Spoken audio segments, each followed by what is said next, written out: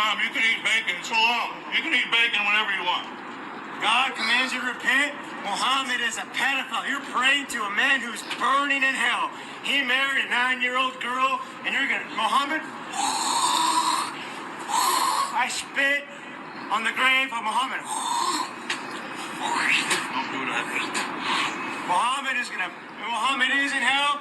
You're gonna burn in hell. You need to repent. You need to get saved and set free. Jesus Christ is coming soon. Take that towel off of your head. Take that towel off of your head.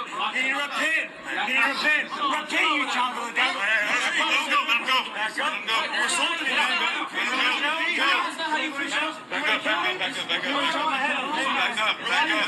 Back up. You need Jesus. Unlike you, we're not going to take your hands off. You preach. This is We're not violent. You're going to burn in hell. You're going to burn in hell. What do you want? What do you want? What do you want? Why are you here? What do you want? You came here to pray. Why are you here? You're praying to the devil. That's why you got paid. This is free speech. You don't have God. You're not my brother. This isn't harassment. This is free speech. Go back to your country. This is free speech. You guys don't have any bombs on you, do What you? you did to give us more ammo to prove you're a bunch of violent psychopaths. You guys don't have any bombs on you, do you? I was born here. So this is a situation that occurred at the University of South Florida. This is in Tampa, Florida. And these three men, who you see their names up here, one, Christopher, whatever, who's 40 years old from Waco, Texas, Richard, whatever, from Canyon, Oklahoma, and Ricardo Ypez, 28, from Tampa. Now, let me be clear. None of these three assholes are connected to the University of South Florida. They're not students there. They're not faculty. They have nothing to do with the school itself. They walked on the campus knowing that there was a place where Muslims often went to pray. And they would pray, towards the east. And this is what's going on in this moment. These were students. And these three people, these three assholes, decided that they wanted to show up, these asshole Christians, which I'm going to show you in this video how these Christians are neither Americans nor are they Christians. They are violating both if they want to claim them, but they put themselves on the banner of it, calling themselves warriors for Christians. Oh, and let me add, their title, Warriors for Christian, has nothing to do with the Warriors for Christian who are on the campus of USF. So the Warriors for Christian, the campus membership, have said that they are not affiliated with these three men who claim to be warriors of Christ. But these three have been arrested for hate crimes. They are being considered for felony level hate crimes at that. I don't know what level of the felony that what level they're being placed at, but they are facing charges. They decided that they were going to interrupt these people's freedom of religion. If you claim that you are an American, then one of the tenets of being an American is the fact of freedom of religion. As a Marine, I swore an oath to the Constitution of the United States. I did not swear an oath to American people. I did not swear an oath to governors. I did not swear an oath to presidents, congressmen, nor senators. I swore an oath to the American Constitution. And the American Constitution guarantees everyone in this country the freedom of religion. Now, yes, it guarantees you the freedom of speech as well.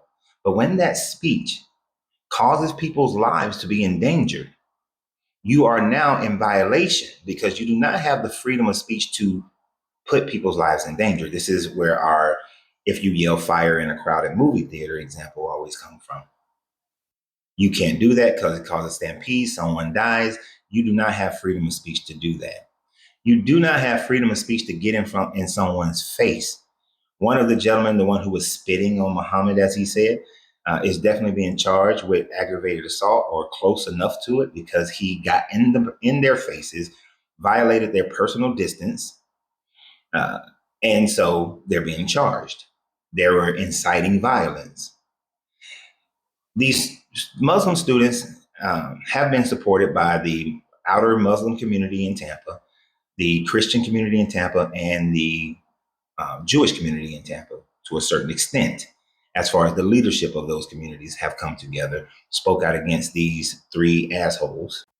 for coming out and doing what they did. They had a little box up there, said Kabbalah 2.0. If you don't know what the Kabbalah is, this is the stone that is in Mecca, where they go around 7 times in a circle, throwing stones at it to get to the center, which is close to it, and then you pray. You pray once you get there. So they have they had that. They had a shirt that said "Jesus love you," but they were assaulting these people, and it reminds me of Jim Crow.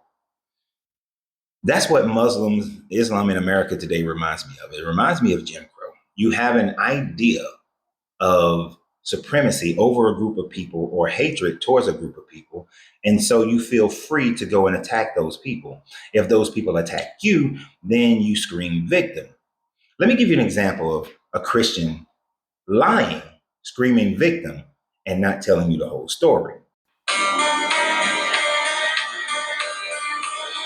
So this Christian is trying to incite violence by screaming victim, victim, victim, that Islamic Muslims gather together to attack Christians in Dearborn, Michigan. And if you don't know anything about Dearborn, Michigan, it has a very large Muslim community. And what actually happened is some anti-Islamic protesters came to Dearborn to protest against the Muslims. The Muslim community and some of the Christian community got together in a counter protest. During the counter protest, there was yelling and screaming, mostly back and forth. A few scuffles occurred. No one was arrested for any scuffles. But a Christian was arrested for trying to burn a Quran. So what this Christian is doing is violating 2 things. 1, freedom of religion.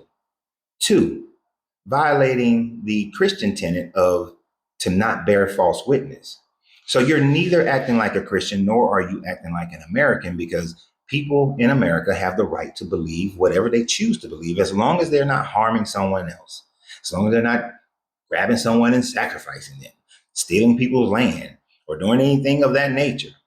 They should be able to practice whatever religion they choose to practice, no matter how imaginary the religion is, and no matter what you think of the religion.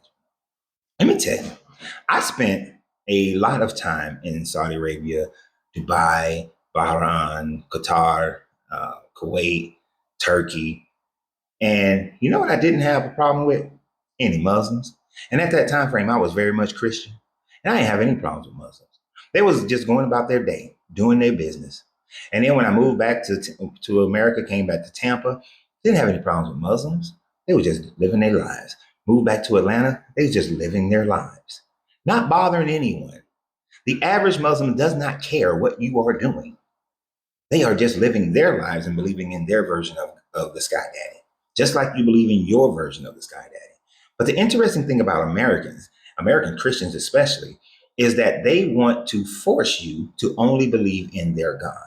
They want you out. They have been convinced of Islamic terrorism is abiding in every person. The guy was screaming out, talking about how Muhammad married a 9-year-old, and according to their teachings, I believe, didn't have sex with her until she was like 12, 14, which is a horrible thing. Terrible. But it's not much more terrible than the fact that this God supposedly impregnated a 12 to 14-year-old Mary through some spiritual sex. Is no more horrible than that.